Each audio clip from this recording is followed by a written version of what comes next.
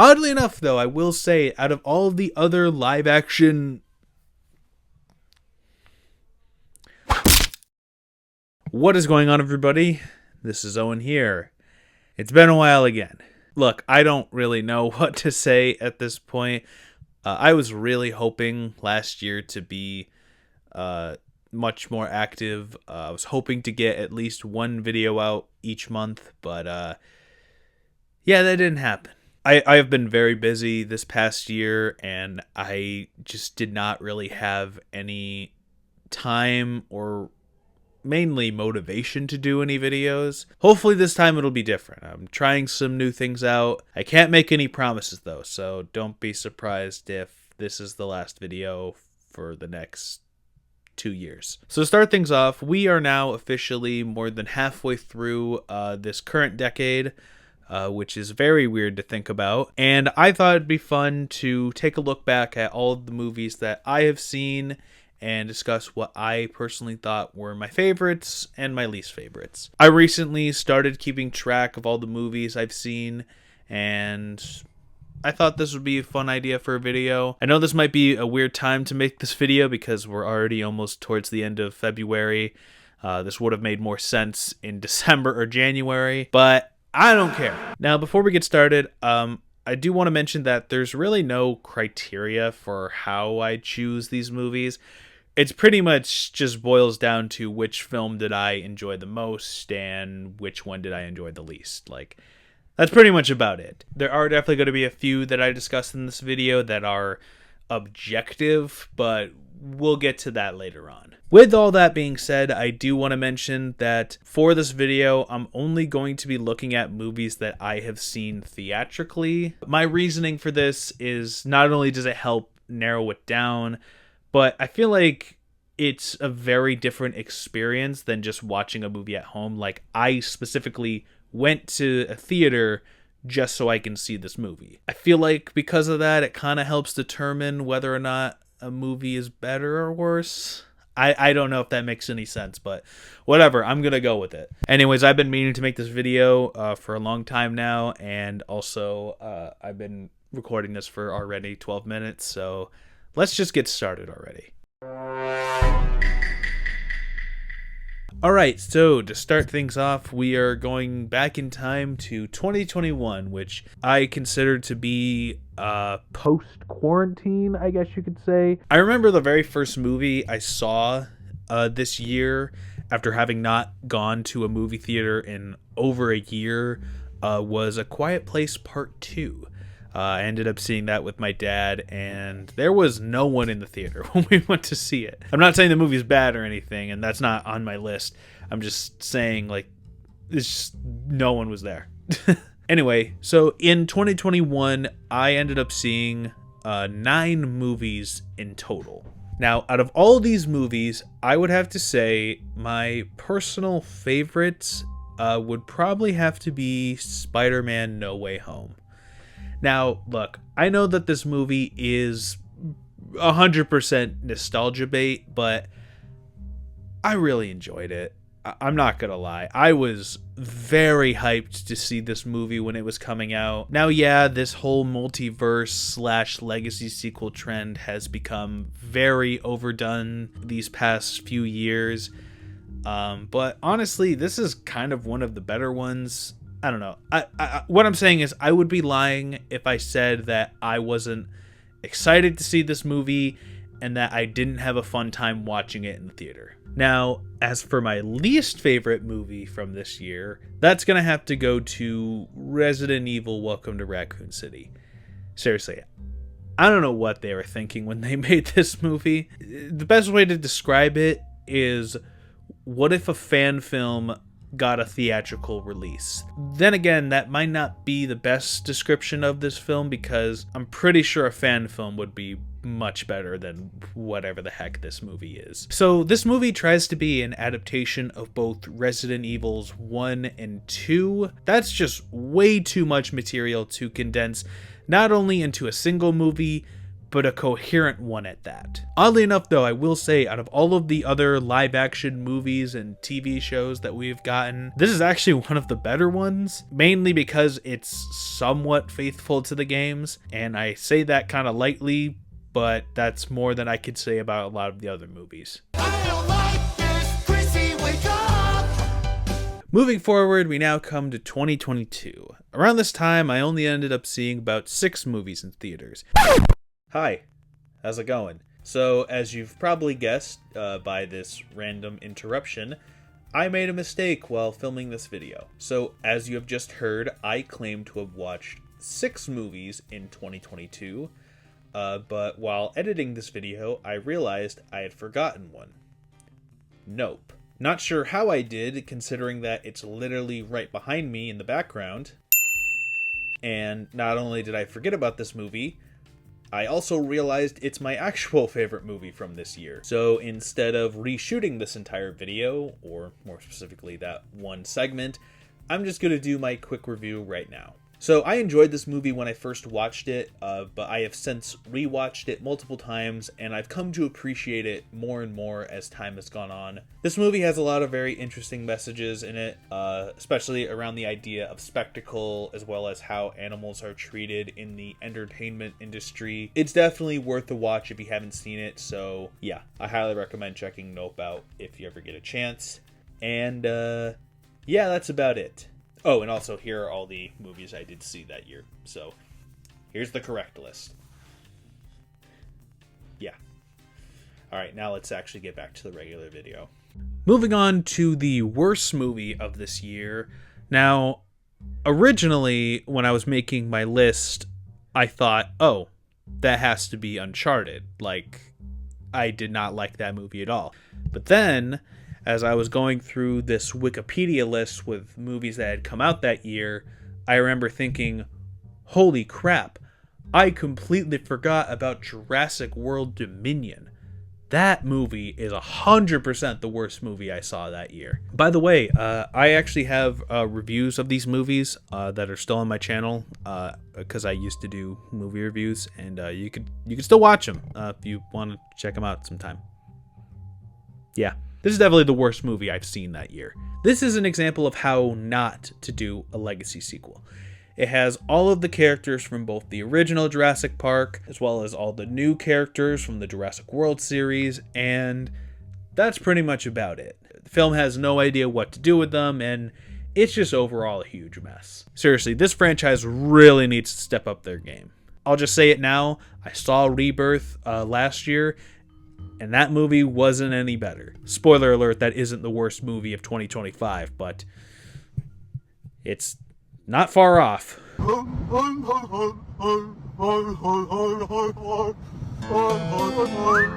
So now we come to 2023, which currently actually holds a personal record for me, because in this year alone, I saw 13 movies in theaters. Now, this might partly be due to the fact that there used to be a theater within walking distance from my campus. Keyword being used to, because unfortunately this theater is now closed. It closed almost 2 years ago today, which is very unfortunate.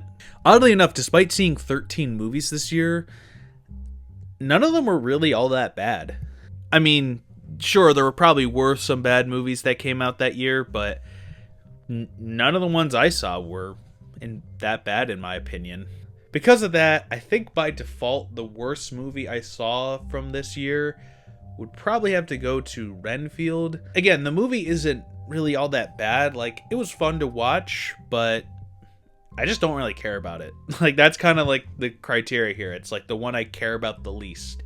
And so by default, it's just in last place. As for the best movie, on the other hand, there was actually quite a few options. One honorable mention I do want to give would have to be Evil Dead Rise. I really enjoyed this movie when I first saw it, and I kind of wanted to put it in my top spot, but I gotta give it to Godzilla Minus One. This movie is freaking awesome. I've never been much of a Godzilla fan prior to this, But this one has gotten me interested. I think what's great about this movie is that it doesn't really rely on Godzilla to be entertaining. Like, the story of these characters trying to rebuild their lives after World War II is already very interesting on its own. I feel like that is kind of like an issue with a lot of other monster movies, where the monster in said movie is way more interesting than all of the other stuff going on. But that is not the case this time around. Like, I really enjoyed the story that they were going for. Another thing I really love about this movie is that it only had a budget of $15 million, which is very impressive. And I can't tell you how happy I was when this movie ended up winning the editing Oscar. It really goes to show that you don't need hundreds of millions of dollars to make a good movie. Can I get a spot? While 2023 currently holds a personal record for me with the most movies I've seen in a single year, 2024 is the exact opposite, as it has the least amount of movies I've seen in a single year. Because this year, I only ended up seeing 4 movies. For the worst movie that I've seen this year, it's gonna have to go to Ghostbusters Frozen Empire. Now, I'm a big Ghostbusters fan. I love the first 2 movies. I also don't seem to hate the remake as much as a lot of other people seem to. Afterlife was admittedly a big disappointment. But I did like the direction they were going with these new characters. This movie, on the other hand, yeah, no, it's not good. It has kind of the same issue as Jurassic World Dominion, where there's just too many characters. Like, it has all of the old cast, plus all of the new characters, as well as some other characters as well. It's just too much, and because of that, the plot itself is very underdeveloped and just kind of a big mess. If they were to make a new movie that still follows this continuity, I think it might be best if they just focus on the new characters from now on. Don't get me wrong, I love the original cast, but I wouldn't be opposed to letting them move on. As for the best movie I've seen this year, that's gotta go to Nosferatu. I mean, I don't think I really need to explain why. This movie is just amazing. The acting is incredible. The costume and set design is amazing. Like, Robert Eggers is truly an artist when it comes to filmmaking, and I am very excited to see his next project when that eventually comes out. Chicken jockey! So now we finally come to 2025. This time around, I ended up seeing 10 movies in theaters, so bit of a step up compared to last year. Once again, it was a bit tough to decide what my favorite movie of this year was. For a minute, I said it was Black Phone 2, but I thought about it some more, and you know what?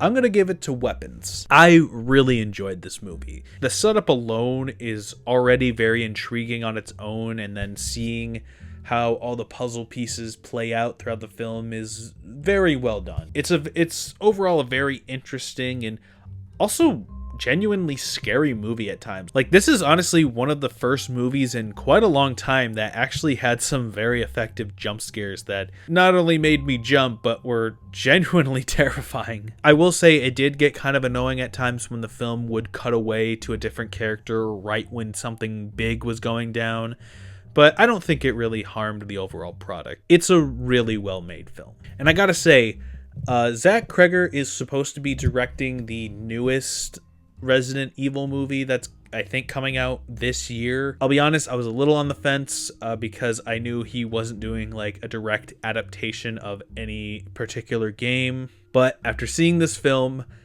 I have confidence in him now, and I'm really curious to see what he comes up with. Please give us a good Resident Evil movie, Zach. I'm begging you, please. So now we come to the worst movie of 2025. Now, if you're watching this on YouTube, you probably already know which one I'm about to talk about. It's one that I made a video on before it even came out, and I can safely say that a lot of what I said in that video applies to the movie, except worse. Yes, I'm talking about Until Dawn. Man, do I hate this movie. Okay, so this movie is supposed to be based on a very popular video game titled Until Dawn. Now, I say based on very lightly because this movie has pretty much nothing to do with the game. Now look, On its own, the movie is just very mid. It has an interesting premise, and I did like some of the moments in the beginning, but then the third act just kind of falls very flat. It ends up just jumping all the way to the end, and so there ends up being no real build-up, and doesn't really feel like the characters really earned their win. But that's not the problem with this movie. It's the fact that it's called Until Dawn, and yet it has nothing to do with Until Dawn whatsoever, except for Peter Stormare. He was in the game. But even then, his character honestly feels very different. Like, they act the same way, but they're different, is what I'm saying. In my first video, I talked about how the filmmakers didn't want to just retell the same story, but rather expand the universe and instead try to find the same tone as the game or something like that. But looking back on that, it just feels like a blatant lie. The tone of this film doesn't feel at all the same, and also, I don't know how this is supposed to be expanding the universe because, again, like I've said, this movie has barely anything to do with the original game. I would not be surprised if this was originally a different script that fell into the hands of some studio and they said, hey, why don't you try and attach it to this IP? That way we can sell it better. Like, I would believe that more than their explanation in that video. Now, I could be very wrong. Maybe the filmmakers are big fans of the game and they did try to go for the same tone.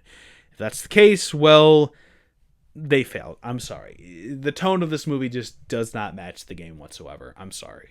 Anyways, there's a lot more that I would like to get into with this movie, but I'm going to save that for another video, so stay tuned for that at some point in the future. Anyways, that's going to be it for this video. This was actually a lot of fun. I really enjoyed looking back at a lot of the movies that I've seen over the years. I apologize if this video is a little awkward. I'm trying out some new techniques today. Maybe it worked out. We'll see what needs improvement. Anyways, that's going to be it for this video. Thank you everybody so much for watching, and I will see you all later.